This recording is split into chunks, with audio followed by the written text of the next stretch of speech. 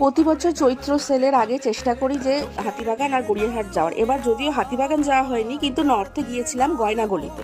গড়ানহাটার গয়নাগলিতে কিছু ঠাকুরের জন্য গয়না নেওয়ার ছিল।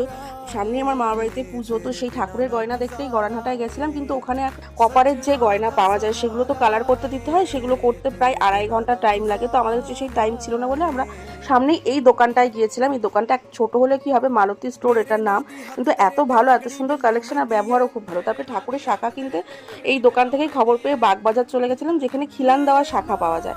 তবে সেখান থেকে 1 ঘন্টা জার্নি করে পৌঁছে গেছিলাম গড়িয়াহাটে।